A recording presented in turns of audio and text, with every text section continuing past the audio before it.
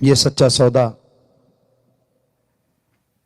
एक ऐसी बेमिसाल मिसाल बना है जिसने ऐसे ऐसे घरों को जो नरक के मानिंद बन गए थे स्वर्ग में बदल दिया। ऐसे ऐसे परिवारों को जिनके घर में 2 समय का खाना भी नसीब नहीं होता था, साईं मस्ताना जी दाता रहबर के सच्चे सौदे ने आज उनको जहाजों पे सैर करवा दी।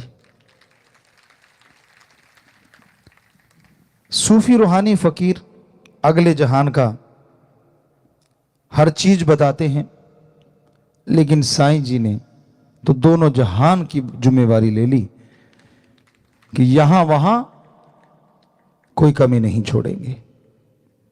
एक पैर यहां जब तक टिका रहेगा तब तक भी दूसरा पैर सचखंड में। इसका बहुत बड़ी मीनिंग्स है, बहुत बड़ा मतलब है। जीते जी आप परमपिता परमात्मा को देख सकते हैं। और चुटकियों में शब्द कितने रहे? 5, 3, अब 1। और ये कोई नई चीज नहीं। परमपिता शास्त्रनाम जी दाता ने पहले पिछली बार भी आपको बताया था, जब 3 शब्द किए थे 5 से 3, तो क्यों किंतु परंतु वाले तो तैयार बैठे होते हैं। बेपरवाह जी के सामने कहा कि जी 5 के बिना तो अंदर की धुन सुनेगी नहीं। तो बेपरवाह जी ने तब ये वचन, कुछ ऐसे सेवादार यहां पुराने बैठे होंगे जिन्होंने वो सुने होंगे, हमने सुने थे। तो बेपरवाह जी ने तब वचन करे कि आप 3 की बात करते हो, सतगुरु चाहे तो 1 ही काफी है। तो भूल गए आप, किसी के याद ही नहीं था कि यार ऐसा भी होगा, पर अब ऐसा हो गया। अब 3-5 वालों को चक्कर पड़ा हुआ है। यार बड़े हैं हमारे, बड़ा बड़ा है, ये नए जो आ रहे हैं 1 में ही काम हो रहा है। घबराओ मत, आपका 5 में हो लेगा, 3 वाले का 3 में हो लेगा, डरो मत, असर उतना ही होना है, परवाह ना करो। कहते नहीं जी वो लेना आसान है ना, थोड़ा सा मतलब शॉर्टकट ढूंढते हैं ना सारे। तो कहने का मतलब बेपरवाह जी ने जैसे जैसे कलयुग का ओर बढ़ता गया तो अपने वो तरीकों को उसी तरीके से अपनाया कि आज छोटा बच्चा भी उस एक शब्द को लेके अच्छे से भक्ति कर सकता है। फॉरेनर हैं, विदेशी हैं, अब 3 शब्द भी उनको बड़े लगते थे, अब 1 लेना वो फट याद कर लेते हैं। हमारे बोलते बोलते याद कर लेते हैं, बाद में याद कम ही करवाना पड़ता है। आज का टाइम बहुत ही खतरनाक है, आने वाला टाइम परमपिता जी के वचन और भी खतरनाक। लेकिन जो दाना धुरी के साथ जुड़ा है वो पिसता नहीं, बाकी सारे दाने पिस जाते हैं।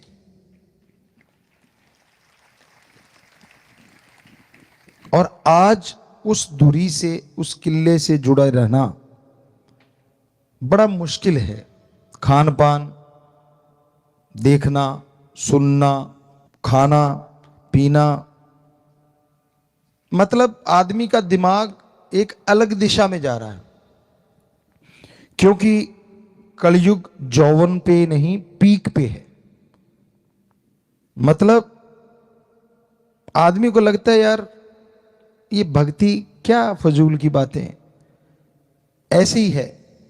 और यही वो समय होता है जब वो परमपिता परमात्मा बहुत बड़ा बदलाव लाता है। जब आदमियों के अंदर अहंकार बहुत बढ़ जाता है, जब संत महापुरुषों की, पीर फकीरों की बातें फजूल लगने लग जाती हैं, जब वो गलतियों पे गलती करते ही चले जाते हैं, पर बचता कौन है? तो दुरे के साथ जुड़े, बचनों के 3 के पक्के, माफिया मिल गई, कोई कमी छोड़ी नहीं, इससे ज्यादा तो कोई सोच भी नहीं सकता। दृढ़ यकीन मांगा और सिर्फ एक वचन की पालना कि जहां परमपिता परमात्मा हो वहां बुरा काम ना करना, बाकी जगह कर लो। छोटा सा एक ही वचन, पर ऐसी जगह बता जरूर देना जहां परमात्मा नहीं है। तो देखो, आप कहते हो जी इतने मनवाते हो, एक ही मनवाते हैं। पहले भी बोला था, आज भी बोल रहे हैं, सिर्फ एक, बस छोटा सा, लंबा चौड़ा नहीं। और जो इस वचन को मानेगा वो धुरी के साथ लगा हुआ दाना बन जाएगा, वो होगा वो। और जो अकल का दखल, राम को मखौल समझना, संत पीर फकीर को, तो वो अपने किए कर्मों का फल पाएंगे, कोई उनके लिए बद्दुआ नहीं है। संत बद्दुआ नहीं देते, और निकल जाए तो पाप साथी भी नहीं, ये भी सच है। पर बेपरवाह जी ने ऐसा सच्चा सौदा साईं मस्ताना जी महाराज ने बनाया, निकली हुई बद्दुआ भी वापस ले सकते हैं यूं चुटकी में।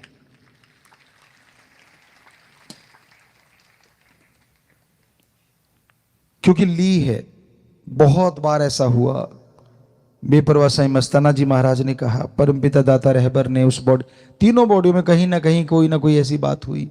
हालांकि उसका मतलब था कि तेरे कर्म ऐसे आने वाले हैं, लेकिन जब उसने तौबा की और उसको तरीका बताया गया कि तू ऐसे कर ले तो तेरे ये जो कर्म आने वाले हैं वो कट जाएंगे और तेरा ठीक हो जाएगा, तो वो ठीक हो गया।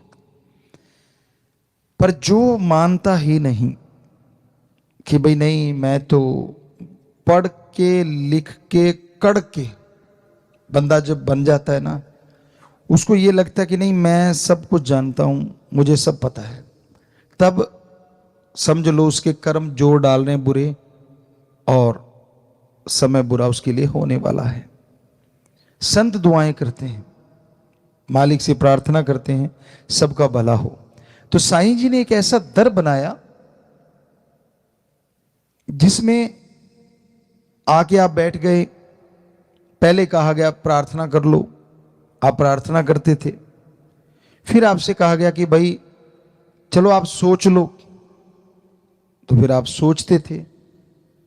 तो अब तो ये बात हो गई है कि जेड़ी सोचा ना वो भी मन लेंदा ते किमें भुल जावा यार, किमें भुल जावा पीर। अब इससे आगे तो कुछ और है, बहुत कुछ है। जो मानेगा वो ले लेगा, ना मानेगा भाई वही रह लेगा। बात है कि अगर कल हम वैसे घूमने निकले शामसी को, तो एक बच्चे ने बताया कि पिताजी आपने कहा था कि बेटा बोलो नहीं, जो नहीं बोलेगा उसका जल्दी पूरा हो जाएगा, और जो बोल के हमें सुनाएगा उसका जल्दी पूरा नहीं होगा। तो कहता मेरे 5 साल से बच्चा नहीं था, मैंने कहा बोलना नहीं, बस मैंने आपको नारा लगाया, 9वें महीने बच्चा, और यहीं कहीं बच्चा वो बैठा हुआ सेवादार, रात हमें यहाँ ही मिला था, हम गाड़ी लेके आए थे। तो उसने बताया कि मेरी हाथों हाथ पूरी हो गई, हमें बोलता तो पता नहीं कितनी लंबी चली जाती। तो यही आप सबको हम समझाना चाहते हैं। आप माइक लेते हो, हमारी सुने जाते हो, लेकिन फिर शुरू हो जाते हो मेरा सिर दर्द है, मेरे बेटा नहीं है, मेरे फलाना काम है, मेरे धिंकड़ काम है। तो ये जो हम बोल रहे हैं ये वचन नहीं, तो इसका मतलब आपने एक तो ये काट दिए कि आपने जब गुरु पीर फकीर कोई बात को ही नहीं माना तो उनके वचन आप पे पूरे कैसे होंगे। तो आप बिना सोचे ही सतगुरु आपके लिए जो जायज है वो जरूर कर देगा। और एक बात, रूहानी इश्क, हकीकी इश्क एक ऐसा इश्क होता है जिसमें पंजाबी में बोले तो तिलकड़बाजी, फिसलने का डर बहुत रहता है। दोमट माटी होती है ना, उसमें पानी डल जाए हल्का सा, तो कोई ध्यान ना दे, मुंह ऊपर उठा के, कई बार चलते हैं ना, कई बंदे होते हैं, या अपने ख्यालों में खोया खोया, तो पता नहीं अगला पैर किधर गया और पिछला किधर गया, धड़ाम पड़ता है। तो ये रूहानी इश्क, अल्लाह वाहिगुरु राम का इश्क कुछ इसी तरह है। आज के टाइम में दोमट माटी आज का टाइम है, पानी, खान पान, देखना सुनना, आदमी को लगता है यार एक ही जिंदगी मिली है और इसी में बंध के बैठ जाओ, मतलब कुछ भी नहीं है। अरे विदेशियों ने बिना बंधे देख लिया सारा कुछ, वो बंधना चाह रहे हैं, उनको बंधने वाला कोई नहीं मिल रहा, और आप उनकी संस्कृति को अपना के खुला रहना चाहते हैं। समझदार को इशारा काफी है।